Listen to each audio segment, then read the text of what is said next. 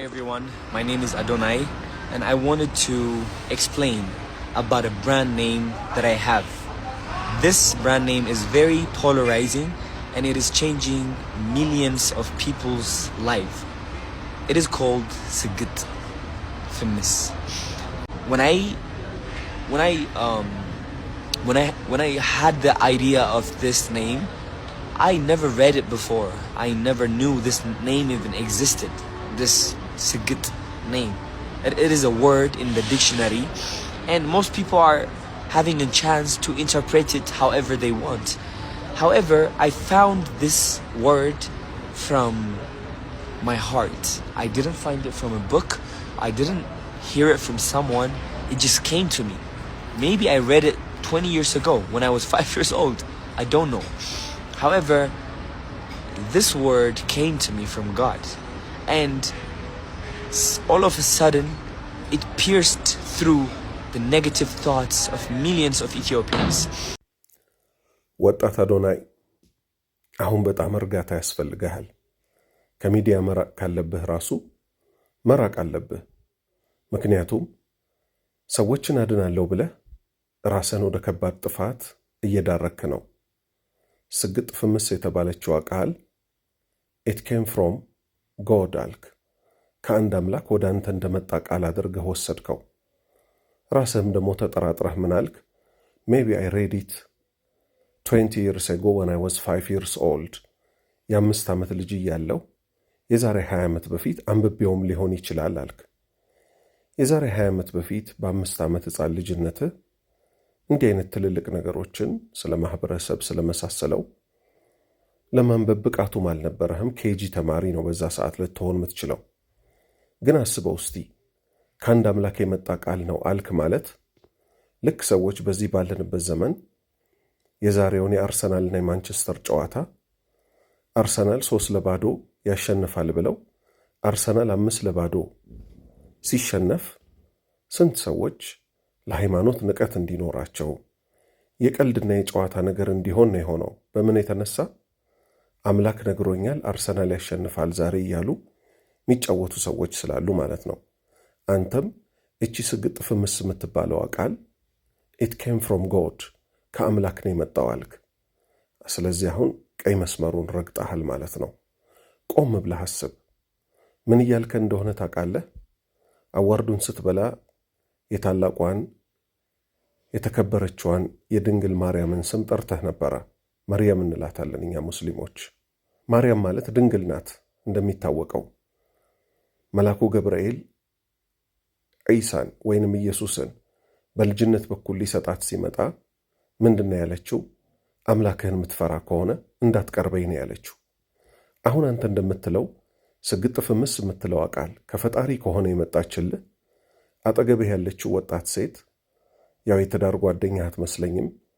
የፍቅር ጓደኛ ምናምን እንደሚባለው የጥፋት የሰይጣን መንገድ ላይ ነው ያላችሁት።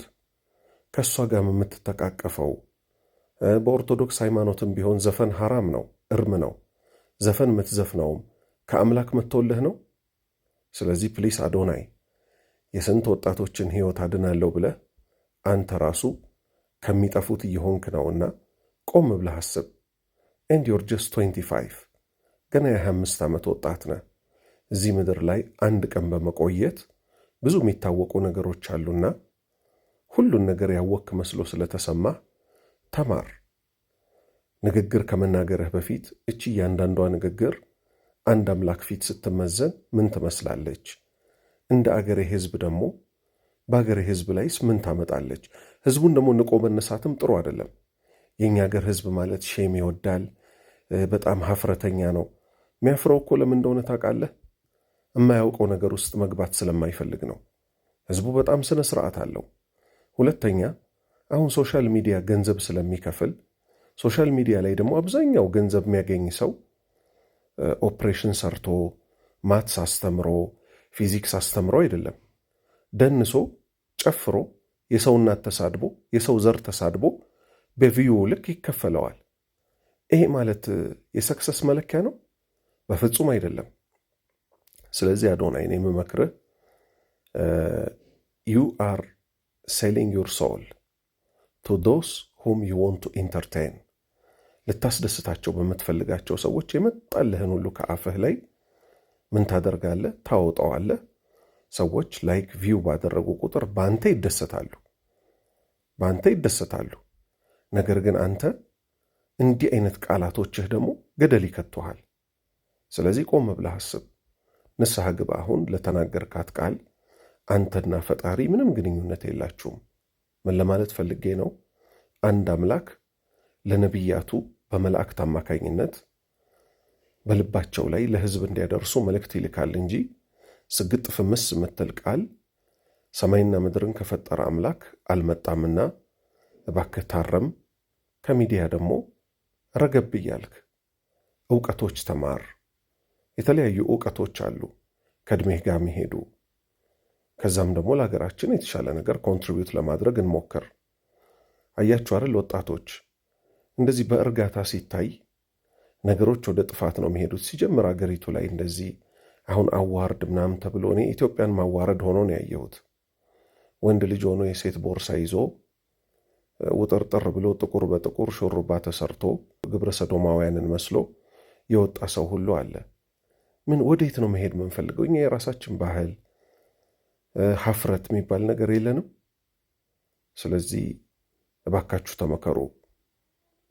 ቢያንስ በዕድሜም በእውቀትም ይበልጧችሁ ሰዎች እንዳሉ አውቃችሁ ለመማር ተዘጋጁ።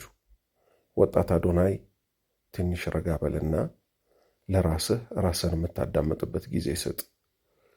የኢትዮጵያ ሕዝቦች ሆይ ወጣቶቹን ከመከተል ይልቅ ተምረን እርስ በእርስ እንተራረም። ሚማር ሰው ከሌለ ግን እንዲህ አይነት ከባድ አደገኛ ንግግሮችን ሁሉ ዝም ብሎ በጭፍን ተነስቶ ላይክ ይደረጋል። አላሁ ስብሓነሁ ወተዓላ አገራችንን በእውቀት ምትመራ እሱን ምታቅ እሱን ምትፈራ ያደርግልን። ጨርሻለሁ።